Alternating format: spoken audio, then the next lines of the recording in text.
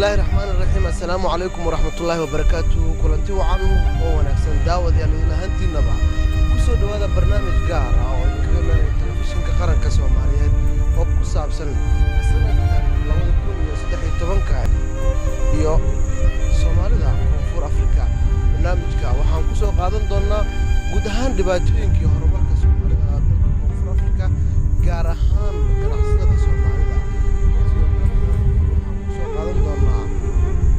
horumarka ay sameeyeen Soomaalida Koonfur Afrika waxaana idin la socodsiin doona anigoo Cabdulqaadir Axmed iyo Cabdullaahi Qorshe.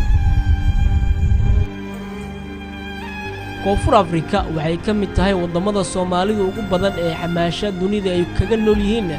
gaar ahaan wadamada loo qaxay wixii ka dambeeyay markii uu dhacay burburkii dowladda dhexe Soomaaliya. waxaa jira dhibaatooyin kala duwan oo ay la kulmaan xilliyada ay ku guda jiraan ganacsiga Soomaalidu ay ku dhaxaystaan deegaanada tuulooyinka ah oo ay ku nool yihiin dadka danyarta ee South Afrikaanka ah. sanadkii la soo dhaafay dhacdooyinkii ugu muhiimsanaa ee soo maray dalka South Africa waxa uu bilowday furitaankii safaaradda Soomaalida ay ku leedahay dalkani oo markii ugu horeysay xariga laga jaray isla markaana dhidibada loo taagay xiriirka labada wadan ee Soomaaliya iyo South Africa taa oo si weyn u soo dhaweeyeen jaalida Soomaalida ee Koonfur Afrika magaalooyinkoodii kala duwan iyo waliba tan caalamka intiisii kale ay joogta waxaana dadka ay u hamuun qabeen in ay helaan madax u dooda dhiigga shacabka Soomaaliyeed ee ku daadanaya dalkani xilli walba gaar ahaan tuulooyinka isla markaana majaraha u qabta xiriirka labada dawladood ee Soomaaliya iyo South Africa. dilalka taxanaha ay Soomaalida kala kulmaan dalka Koonfur Afrika ayaa sanadkan waxay ahaayeen kuwo aan waxba iska bedelin waxaana jiray falal argagax geliyay guud ahaan caalamka gaar ahaan Soomaalida ku dhaqan kadib markii sida la sheegay ganacsada Soomaaliya ay dhagax ku dileen shacab South Afrikaan ah. dhacdadanina waxay ka dhacday gobolka Eastern Cape iyo waliba sidoo kale dhacdo kale oo ka dhacday gobolka Gauteng ee isla dalkani Koonfur Afrika.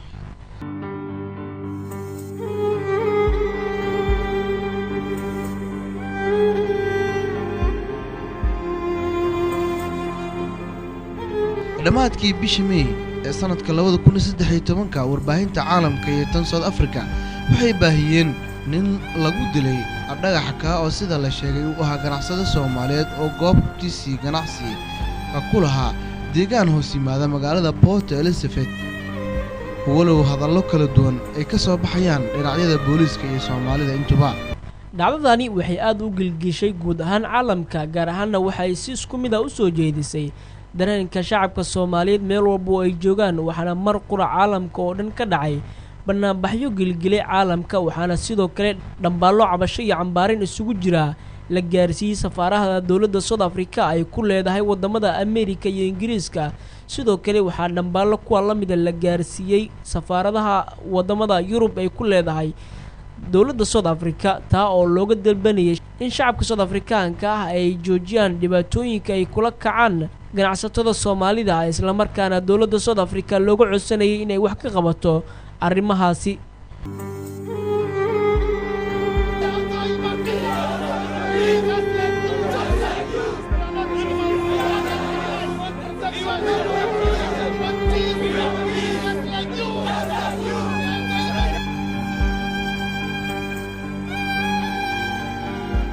sidoo kale dhacdada mid la mid ah ayaa waxa ay ka dhacday magaalada Cape Town kadib markii laba muwaadin oo Soomaaliyeed dilkoodii loo adeegsaday dhagax iyo birar waaweyn sida uu inoo sheegay gudoomiyaha South Somali Community Yusuf Umar Ahmed. bismillah alxamdulillah. gobolkan Western Cape sanadkan geerida Soomaalida ku dhimatay waxay gaarayaan inta aan hadda gacanta ku hayno 54 qofood laakiin tirada intaas way ka badan yihiin. dukaamanka la boobay iyaga laftoodu tirada saxda ah oo hayno waa 142 dukaan oo Soomaalidu iska leedahay la boobay. waxaa jira iyaga sidoo kale intood dad miisleeya oo la boobay laakiin tiradooda saxda ma hayno maadaama ay hal maalin ay haday dhacdadaas. waa tahay in waxa jiray laba qofood oo si gaar ah noo sheegtay in qaabkay u dhaceen iyo sida la idin sheegay. labadaas qofood oo kamid ah 54 qofood mid waa la gubay asagoo dukaanka ku dhex jira dib lagu qabtay sidaas uu ku geeriyooday midka kaleentoodna qolooyin gaangiistaraha ay qabteen way garaaceen ilaa ay naftu ka dhacdo nafta ushaasi uga qaadeen waata gobolka marka muxuu ka dhigay in ay tirada ugu badan ku dhimatay macna ama dilalkii ay ku badnaayeen waxaa la dhihi karaa gobolkan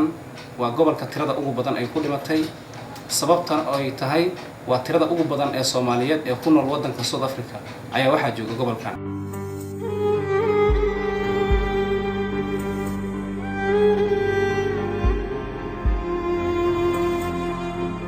waxaa sidoo kale uu yuusuf inoo sheegay in xafiiskoodu uu gacanta ku hayo feelal muujinaya tirada ganacsatada Soomaalida ah ee sanadkan lagu dilay magaalada Cape Town kuwa oo ku cad yihiin sababaha loo dilay waxaana taasi ay ka dhigan tahay in magaalada Cape Town ay ahayd halka ugu badan oo dilalku ka dhaceen guud ahaan cadadka Soomaalida ee ku dhintay dalka Koonfur Afrika ayaa gaaraya sanadkan ilaa 92 ruux sida warbaahinta qaranka uu sheegay Caamir Sheekh Xuseen oo ah gudoomiyaha Somali Community Board tiro qiyaas rasmi ah lagama hayo dhalinyarada dhaawacyada ay ka soo gaareen waxaana la sheegay in la geeyo maalin walba isbitaalada iyo goobaha caafimaadka dhalinyaro Soomaali ah oo siyaabo kala duwan ay ugu dhaawacmay rasaas iyo baangado iyo waliba hub la mid ah oo ay isticmaaleen kooxaha burcadda Koonfur Afrikaanka xilliyada ay weerarada ku qaadayaan goobaha ganacsiga Soomaalida falalkaasi waxaa barbar socday boob goobaha ganacsiga sanadkani si isdaba joog ah ugu dhacay magaalooyinka iyo deegaanada tuulooyinka ee goobaha ganacsiga ku leeyihiin muwaadiniinta Soomaaliyeed waxa ayna geysatay khasaarihii ugu xoogganaa ee soo mara Soomaalida ganacsiyada yaryar ku leh tuulooyinka tirada dukaamada la boobay sanadkan waxaa lagu qiyaasay in ka badan 1,000 dukaan oo ku kala yaala magaalooyinka iyo tuulooyinka hoos yimaada magaalooyinka weyn ee dalka Koonfur Afrika waxaana xusid mudan in dhacdooyinkii ugu badnaa ee falalka boobka ay ka dhasheen ay ugu badnaayeen in qaar ka mid ah ganacsatada Soomaalida ay geysteen falal sabay dhimasho ay kula kaceen carruur South Afrikaan ah taana ay keentay shacabka South Afrikaanka inay kacdoon sameeyaan isla markaana la boobo goobo ganacsi oo ilahan Soomaali sida dhacday bartamihii sanadkan 2013 isla markaana ka kala dhacay magaalooyinka hoos yimaada Johannesburg iyo waliba gobolka Eastern Cape magaalada BE sidoo kale falalkan lagu boobay Soomaalida ganacsiyada kula tuulooyinka ayaa waxa ay ka dhashaan cabasho shacabka South Afrikaanka u gudbinayaan dawladda hoose ee Koonfur Afrika waxa ayna noqotay fariimaha ugu sahlan ee shacabka South Afrikaanka ugu gudbin karaan dawladooda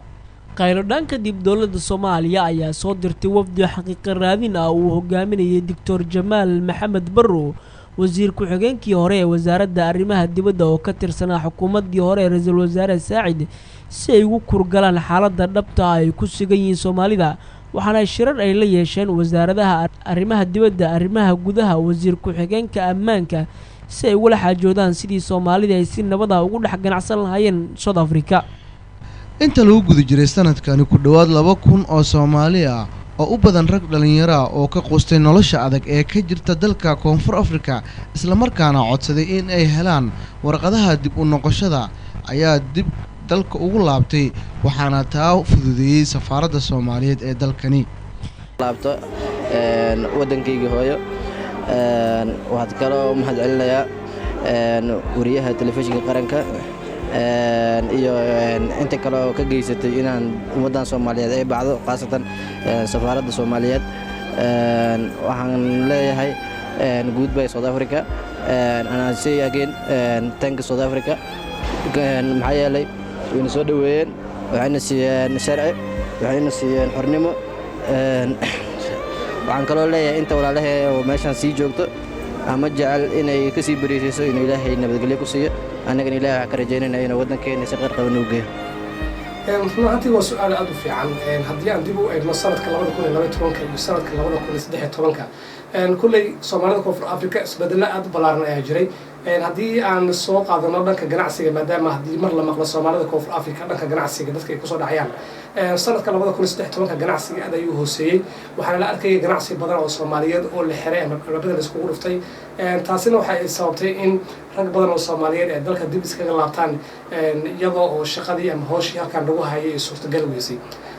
sidoo kale sanadka 2013 wuxuu ugu doonaa axad sanadihii hore sidaad ka warqabto safaaradda Soomaaliya ee South Africa ayaa bishii January 29 ama 28 laga gudoomay warqadaha aqoonsiga taasi oo farxad weyn u ahayd Soomaalida Koonfur Afrika walow dhowr bilood kadib haddana uu geeriyooday safiirkii Soomaaliya oo in badan ay ka sugayeen Soomaalida Koonfur Afrika in wax badan u qabto wax badan oo u bilaabay walow safaaradii ay weli si shaqeynayso isbedelada kale ah jira waxaa ka mid ah dhanka dilalka oo kale waxaa la oran karaa sanadka 2013 waxaa la dilay tiradii ugu yareed intii aan South Africa aan joogay ku dhawaad 10 sano tirada kala dilan waxaa lagu qiyaasay 80 qof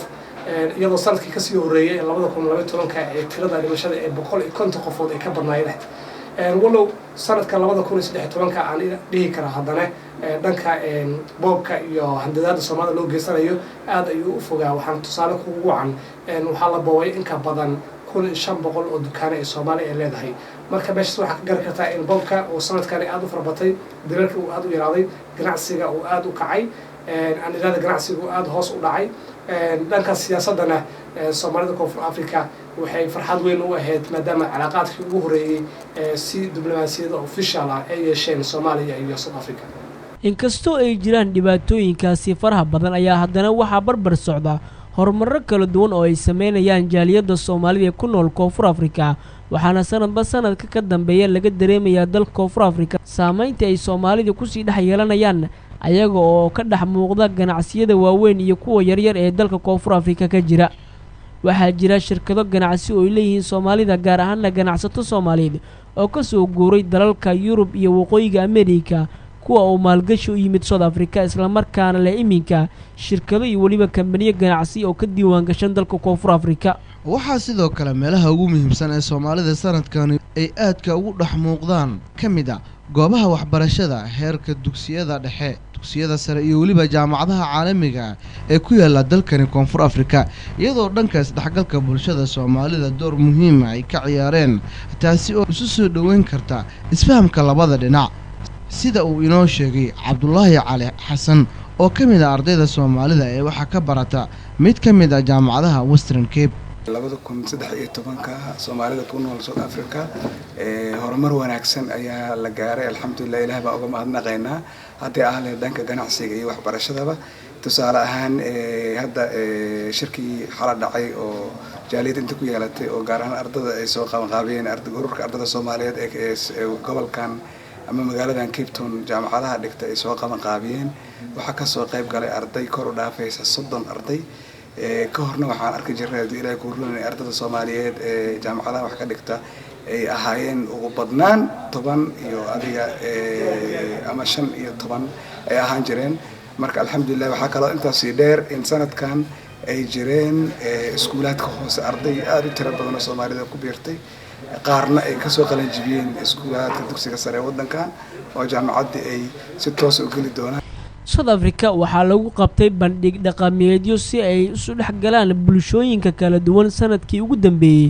Soomaalidu waxay ka qayb galeen laba bandhig dhaqameed oo lagu kala qabtay magaalooyinka Cape Town iyo waliba Johannesburg waxaana ka dhex muuqday astaanta calanka Soomaaliya iyo waliba hidaha iyo dhaqanka gaarka u leeyihiin Soomaalida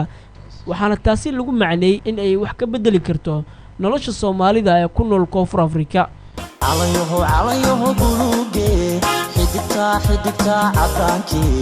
بحبكا عبدرتي إزيقي حرية مثلكي كو عنبحو إن شاء الله مرضى عروه ربي سوحير العربادو سيرا عربتيو وبحر دينار عرفي دونتا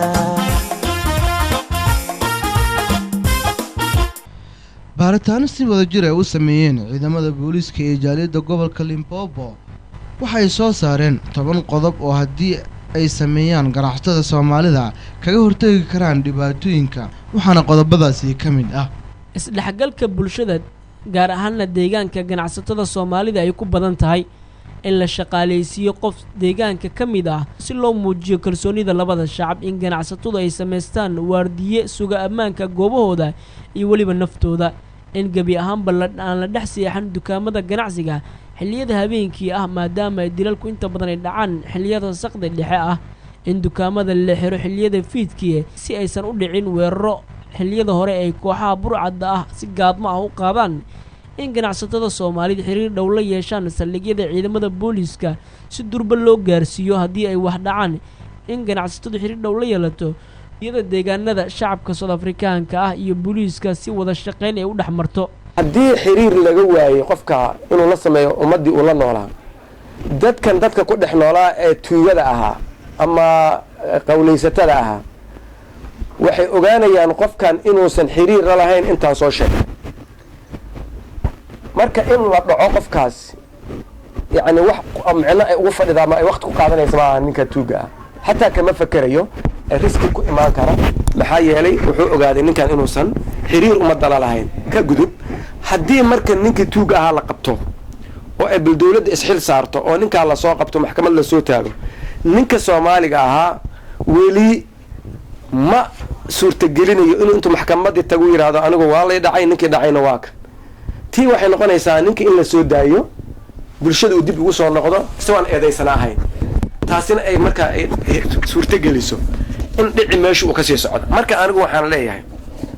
sida gudoomiyuhu u sheegay labada arin ee kale xagga dawladda waxa laga tabanayo waxa aas u ah oo ay ka hagaagaysaa marka Soomaalida ay noqdaan dad arinta ayada ah u istaaga oo inta aan soo sheegnay ka tashado oo dad noqda ummadii la xiriira from there dawladda wax ka qaban karto laakiin haddii adiga dhibanaha ah aan hadba hab yaraatee wax aan laga hayn socod ama isbedel ah dawladdu way ku adkaanaysaa inay wax ka qabato problemka ugu dambeyntii safaaradda Soomaalida ee dalkani Koonfur Afrika ayaa sheegtay in arrimaha ugu muhiimsan ee horyaalla ay ka mid yihiin baasaboorka Soomaaliga taa oo uu sheegay qunsulka safaaradda Soomaalida ee dalka Koonfur Afrika in sanadda 2014 waxyaabaha ay safaaraddu higsan waxyaalaha la qabtay waxaa ka mid ah waxay dawladda Soomaaliyeed markii ay dhaceen boob bishii June dayaaqadeeda bilowga July ku guuleysatay inay u soo dirto waftigaas uu hogaaminayay wasiir ku-xigeenka arrimaha dibadda Jamaal Barrow oo la socday General Gafo iyo wafuud kale waftigaasu waxay ka mid ahaayeen waxqabadka dawladda ayagoo u soo gurmaday shacabkooda raba inay cadeeyaan inay ka xun yihiin wixii dhacay dawladda South Africa ay xoog ku saaraan in dadkaas naftooda iyo maalkooda la badbaadiyo maadaama ay halkan ku nool yihiin guul badan bay keeneen ficilkaas baarlamaanka uga mahadnaqaynaa inay arrintu noqotay national political agenda ay gashay baarlamaanka looga dooday in ra'iisul wasaare Saacid uu statement ka soo saaray oo uu leeyahay dadka Soomaaliya waa in la badbaadiyaa in madaxweynuhu uu xitaa madaxweyne Suuma kala hadlay shirka Tokyo in wasiiradda arrimaha dibadda Fawziya ay dhankeeda wasiiradda jaarkeeda kala hadashay wax qabad aad u muhiimsan oo dawladnimada inay soo laabatay iyo sida ay dadka maamulka ay uga go'an tahay oo danqashada dadka Soomaaliyeed ee South Africa ku nool bay qayb ka ahayd arrin kale oo wax qabadka kamid ah waxa kamid ah in waftigaas markii ay imaadeen ay dawladda South Africa ku qanciyeen inay aqoonsato baasaboorka Soomaaliga electronic passport oo aan laga aqoonin halkaas taas waxay keentay in Ilaahay mahadiis ay dawladda South Africa markay baartay dhanka ammaanka inuu yahay baasaboor quality leh ay ogolaatay inuu ka mid noqdo baasaboorada wadankan laguna soo gali karo laguna deey karo waxay kamid ahay wax qabadkii safaaradda sanadka 2013 waxa kaloo jirtay ilaa hadda dad 2,000 oo qof oo Soomaaliya oo ku qancay go'aan ku gaaray inay dib ugu laabtaan dalkoodii ay safaaraddu u fududeysay inay baxaan ayadoo taas ay ahayd wax aan hore u jirin waa ficil aan ku faraxsanahay abaalna ay nooga hayaan dadka Soomaaliyeed dawladuna ay ku amaanan tahay annaguna waajib aan gudanay oo nasaarnaa waxaan sameynaa waxyaalaha aan sameynaa waxa kamid ah dokumentiyada looga baahan yahay muwaadiniinta Soomaaliyeed ee wadankan qofkii dhoofaya safaarad u soo dirto ama inuu Soomaali yahay qofkii raba inuu dhalashada wadankan qaato double nationality يعني إنه الصومالي باسبورك إنه روني هاي عدينة الصومالي مدرسة كيس لوقف صدق وحلا وحي السفارة لجربي مواطنين تدا إنه قبضة عيان قبضنا وأنا كفر أحسن إن قبضنا ضدكم هو نوجع عبال عيان